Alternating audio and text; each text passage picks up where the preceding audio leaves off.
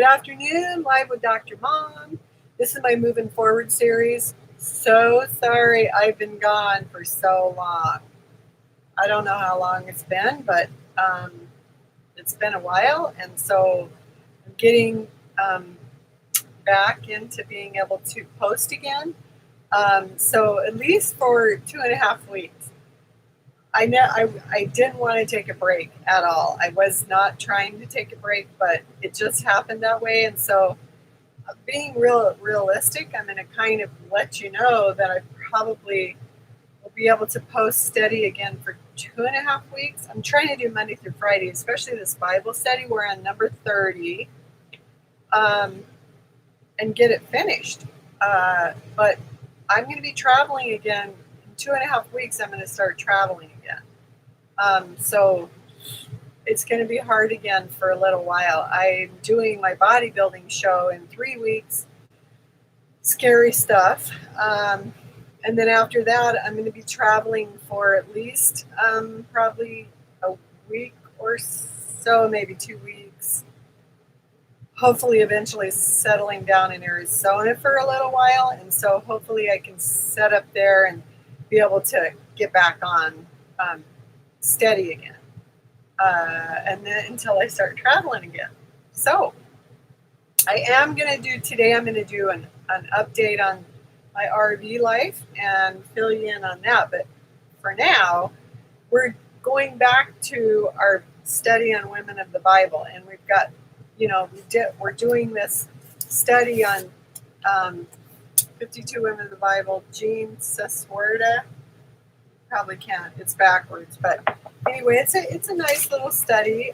What we found out going through it is that she's sort of following the lineage of Christ. The women, it's good or bad. It's the women who were involved somehow in the lineage of Christ. And not all of them were godly women, I guess you could say. Some of them are Baal worshipers. I'm not judging. I'm just telling you the facts of what we're doing. So today we're on number 30. Going back, we have studied Adam and Eve and Sarah and Abraham and Hagar and Lot's wife and Miriam, Rebecca, Deborah, the judge. So we went through all these women, and we're finally here at number 30, and I hope I say her name right. So there's two of them we're studying today, Athaliah and Jehosheba, I believe. Athaliah is actually a Baal worshiper, and then Jehosheba was a princess and the wife of a high priest. And so we're going to kind of go through their story. And I found a nice little story online that I'll be able to look at. So, okay. Athaliah's, her name means the Lord is great. Jehosheba means swear by his name. So I'm just going to kind of read through the story, and then I'm going to go. I did listen to, so I have a pretty cool on my phone. You can get a Bible app, and you can listen to it like they read the whole chapter to you. So I did read kind of where we're at in 2 Kings. We're in 2 Kings 11 and 2 Chronicles 22. So here we go. So the character of Athaliah she was a granddaughter of Omri, one of Israel's most idolatrous and evil kings. She was the daughter of Ahab, and most likely of Jezebel as well. She was the only woman to rule over Judea. While Ahab and Jezebel spread Baal worship in the northern kingdom of Israel, Athaliah was busy promoting it a few years later in the southern kingdom of Judea. So, controlled by her need for power, she murdered her own family members to secure it. Heard about people like that, right? Scary stuff. And then Jehosheba, swear by his name. Her character was a princess and the wife of a high priest. She was a courageous woman whose actions preserved the line of Judea from which the Messiah would come. Okay, so for today, we're going to read about her, the story of it. Now, remember, a lot after King David's death, a lot of the kingdom was started to take over idolatry worship and things like that, and worship of Baal and things. And there was kind of a lot of sort of evil things going on there. So when Athaliah, the mother of Athaliah, saw that her son was dead, so her son was killed, I believe it might have been, I'm not sure, I'm not going to say. There was a bunch of them killed, and I just read about it. So anyway, her son was killed. She proceeded to destroy the whole royal family. I'm sure because of her grief, right? But Jehosheba, the daughter of King Jehoram and sister of Ahaziah, took Joash, son of Ahaziah, and stole him away from among the royal princes. So it must have been her son who were about to be murdered. She put him and his nurse in a bedroom to hide him from Athaliah so he was not killed. He remained hidden with his nurse at the temple of the Lord for 6 years while Athaliah ruled the land. In the 7th year, Jehoiada sent for the commanders and the guards and had them brought to him at the temple of the Lord. He made a covenant with them and put them under oath at the temple of the Lord, and he showed them the king's son. Jehoiada brought out the king's son and put the crown on him. He presented him with a copy of the covenant and proclaimed him king. They anointed him, and the people clapped their hands and shouted, "Long live the king." When Athaliah heard the noise made by the guards and the people, she went to the people at the temple of the Lord. She looked, and there was the king, who she thought was dead. Then Athaliah tore her robes and called out, "Treason, treason." Jehoiada the priest ordered the commanders, so they seized her as she reached the place where the horses entered the palace grounds, and there she was put to death. Okay, so Athaliah's and Jehoshaba's life and time. So they're linked together in this exact story. So the temple, smart Jehosheba. She had little Jehosh put away in the place, Baal worshipping Athaliah was least likely to stumble on him in the temple of the Lord. Though at times the people of Israel misused the temple to worship idols, it remained primarily a place of worship of the true God. King David had been the one to begin making plans for a great temple to replace the tabernacle as a place of worship. The tabernacle was not a permanent building, and David thought it only fitting that God should have a magnificent house as his own. So he was constructing the temple for the Lord. David gathered great stores of stone and iron and bronze and more cedar logs than could be counted in preparation for building the temple. He also obtained 100,000 talents of gold, 1,000,000 talents of silver. Believe it or not, that's about 33,750 tons of gold and an astonishing 37,500 tons of silver. David's son Solomon actually built the temple in Jerusalem. The building began during the 4th year of his reign, which is in 966 BC, and wasn't completed until the 11th year. The structure was built of stone, cut and dressed at quarries, and transported to the temple site.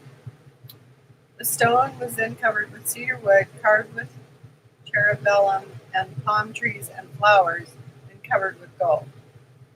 Reading of 1 Kings 5, 1-9 gives a marvelous picture of the lavish structure Solomon dedicated to the Lord.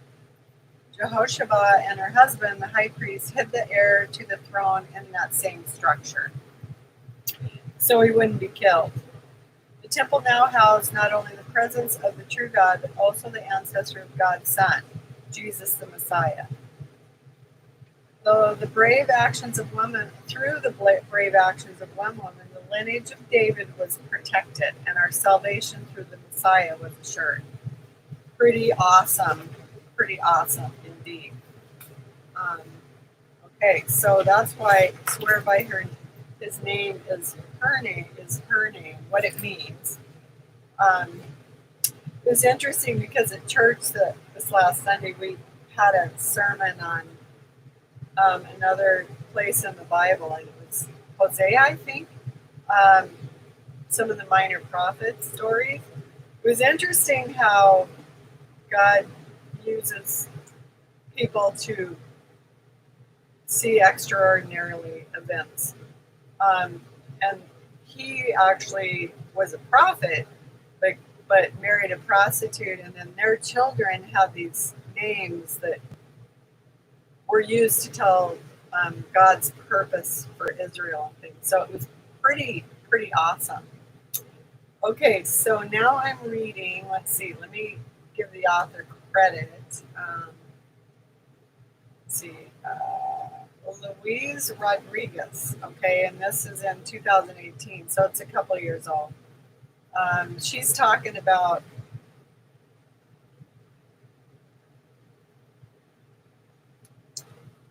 Jehosheba, the princess hero, is what she calls her. When we think of brave women of the Bible, which is, remember Deborah and Esther. Deborah was a judge and warrior, and she freed Israelites from 40 years of bondage from a battle. And then Esther, I just heard this in church as well, was actually, I'm trying to think who she was married to, but she was actually a Jew and was ended up selected and an orphan, and was selected by a king to be married. I mean, yeah, I know. These modern times we think, really? But that's what happened. And she was able to save her people from annihilation. So she's the other one they were talking about. So have you ever heard of Jehosheba? No, I had. The story of the princess hero appears in only 2 Bible verses, and she is easily overshadowed by the weight of the other protagonists in this chapter. It also doesn't help that her name is spelled 2 different ways. As many times, let's see, her bravery, which I believe is based on the unshakable faith, preserved David's seed. God put the right person in the right place at the right time and assured the eventual fulfillment of his prophecy to King David that the Messiah, the King of Kings, would stem from his royal line. Once again, we see that time and time again, that God has put the right people in the right place. In 841 BC, in the city of Jerusalem, the capital of the southern kingdom of Judea, word arrives at the palace that Jehoshaba's half-brother and the king of Judah, Ahaziah, has just been killed. King Ahaziah has taken a trip to the northern kingdom of Israel. He embroiled himself in a chariot's captain's coup against a wicked royal family and himself was killed. Back in Jerusalem, the princess Jehosheba sees soldiers storming the royal palace, rushing from room to room, killing Ahaziah's son. She learns from one of the servants that her evil stepmother. So okay. So that's what I did. I did not get that. So Athaliah is actually the stepmother to Princess Jehosheba. Okay, so Athaliah is cementing her role in a bold power grip now that her son, the king, is dead. So her son was killed, and so now she is killing all the other people that could take the throne. Okay, she has ordered the execution of everyone that may have a claim to the throne, even if it means killing her own grandchildren. Jehosheba is not surprised by the length that Athaliah will go to achieve her purposes. After all, she's the daughter of the evil King Ahab and the wicked Jezebel. Her son Ahaziah might have been the only person Athaliah loved, and without him, because he was killed, she is determined to destroy anyone and everything anything that challenges her throne. So Jehosheba is instantly gripped by fear at the carnage before her. But fear turns to sadness at the realization that she is about to lose all of her nephews. Can you imagine? I mean, it had to be so freaking intense. Ending the royal line of the mighty King David. God help him, she whispers through sobs and tears. In a brief moment of clarity, she remembers that the infant Joash room is at the opposite end of the palace from where they are conducting the searches to kill them all. The screams that are echoing through the halls almost paralyze her, but time is the essence. So she knew she had to get over there to save him. The scream, with razor-sharp focus, she rushes to the young prince's room, hoping to beat the soldiers there.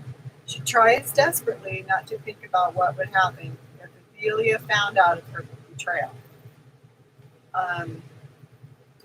Jehosheba is greatly relieved to find the baby soundly sleeping in the arms of his frightened nurse. Praise God, she says quietly, and ushers the nurse to follow her. Jehosheba checks to make sure that the coast is clear and leads both to a bedroom out of the soldiers' path. Wow. Unable to find the missing child, the soldiers who are following orders but not loyal to Athaliah report to her that all the princes have been killed. While Athaliah is reveling in her victory, Jehosheba instructs the nurse to keep the baby quiet and leaves them temporarily. That would be scary too. She needs to find the best way to escape and get to God's temple, the least likely place the Baal worshiper Athaliah would ever visit. After determining a clear path of safety, Jehosheba finds a trusted servant to relay a message to her husband. I was unusually detained, but I will meet you this evening at the house of the Lord. She returns to her nephew and her nurse with food and water. After waiting for the cover of night, all three sneak out of the palace grounds and head towards the temple. The Levite prince Jehoiada is comforted at the news that his wife is alive despite the horrors that occurred in the palace grounds. I can't even imagine. He anxiously awaits for the arrival of his beloved. At last he sees two shadows approaching the temple grounds. He rushes out to meet them and is stopped in his tracks when he sees that Jehosheba is holding an infant child. Who is this? He says. It is Jehoash, King Ahaziah's only remaining son and heir to the throne. With God's help, I managed to save him before he too was murdered. I can't, oh my gosh. Oh, what a great wife that the Lord has blessed me with, he exclaims. Many generations will know what you have done this day. Jehoiada and Jehosheba would hide the child for 6 more years until Athaliah was forcefully overthrown and the young child was able to ascend to his throne. Wow. Obviously, since her account appears in only 3 scriptures, the story I relay here is mostly a product of my wild imagination. Oh. But the real story is probably worse and more horrific. Athaliah was an evil woman, the daughter of evil parents, and a woman who had influenced her son, Ahaziah, to do evil things. I learned these things because I was able to take the time to unpack the story. Okay, so this, it sounds like the author actually is making up, maybe? The Bible is full of little nuggets of information that can go right over our heads if we don't take the time to meditate on them and dig a little deeper. Okay, so this is her version of it. So I don't know, which was pretty good. It probably was pretty good.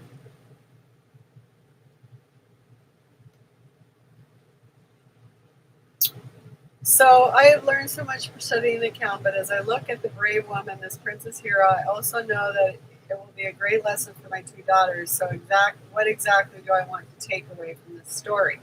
That she was willing to do what was right, regardless of the potential consequences to herself. That she was a light in a dark place because she held true to God's laws, when much of Judea at the time had stayed away. That God also used women to accomplish very heroic tasks. Like she said, Deborah and Esther. That you have to be ready at any moment's notice to accomplish God's work. That you should not be afraid to be a woman that girds up her loins. that even in the darkest times, God is still working and moving, that the best princesses are those that honor and love God. Okay, that was interesting.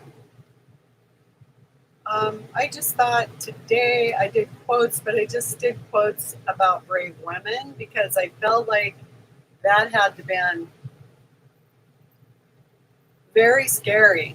I mean, so I did find one. It says, courage is not having the strength to go on. It's going on when you don't have the strength. Um, we need women who are so strong they can be gentle, so educated they can be humble, so fierce they can be compassionate, so passionate they can be rational, and so disciplined they can be free. I like that. Kavita Ramdas.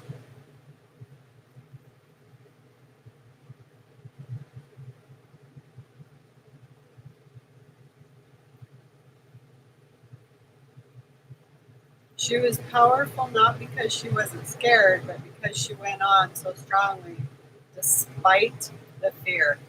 That's a good one, you guys. That's super good. Okay. So I know it's kind of short today, but at least I'm back. I'm going to do this every day. I should have time for this week and next week and the following week. Or next week, I think at the end of that week, I'll be taking off again. So a week and a half or a little longer. Anyway, I'll be able to be steady. So tomorrow we're doing number 31, which is Haldia. And I know I started thinking about it. I'm like, I haven't done this in so long. I don't know what I'm doing anymore. When I was doing 90 90 videos in 90 days, like I was real fluent. It was easy. Like I knew what I was going to talk about, and I even just talked about what came to mind. Now it's like almost like I don't even want to get started. I don't know what to do. It's awkward, but you know what? I'm just going to start. And the more steady I am at it, the better I am at it. So I'm back. For those of you who are following me, subscribe, like. Sorry, I haven't been steady. What is this about? I'm so sort of a long story, sort of not. I started making videos because I'm a doctor of higher education. I lost my husband about 6 years ago. It changed me profoundly. I finished at the university. I worked at a university for about 14 years. I was trying to, I kept getting educated to get a better job, right? So I kept getting different degrees. I have plenty. I have more than enough now. And so I finished my higher education doctorate degree, and I was just still stuck. Like I wasn't going anywhere. So I just decided to get unstuck. I would have never pictured myself being in the situation I am, but I am living my best life, as my daughter-in-law would say. I'm living my best life. I think that's here. What's it say? Living the dream. So how it started? I did this Unstoppable Influencer Challenge. Part of the challenge, so many things were part of the challenge. Living abundantly. One of the big things was doing 90 videos in 90 days. And so I started doing it, which was real scary, and started doing different series. So I finished my house flipping series. That's done. I'm just 3 weeks away from my bodybuilding series, and I keep thinking, why did you do that? So I'm going to go back and look at my videos and see where in the heck I came. Because now it's scary. Like I'm getting close. I'm not where I thought I should be. I'm going to do it anyway because I told you guys I would.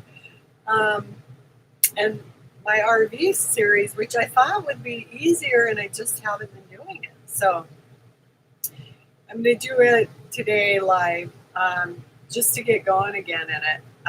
And I'm going to post every Friday on my bodybuilding series and keep you guys updated on that. Which I'm going to be honest, I've got a lot of anxiety about. Like, I don't, when I'm doing posing and stuff, I'm like, ooh, you're going in overweight because I've been traveling and eating the wrong things and drinking and those kinds of things, not a lot, but just having fun, basically, um, and gaining weight. And so now I got to get it all off again. So I'm going back into ketosis and drinking plenty of water and getting back. Ooh, okay. So for today, I'm going to go ahead and sign off. It's kind of a short one, but I'm back. So I started, we got this one done. We're on 31 tomorrow. So, we don't have a lot left, but it should be good. I'm looking forward to it. So I'm sending much blessings to all of you out there, and have a beautiful, fun, sunny day. Love you much. Sending love, you.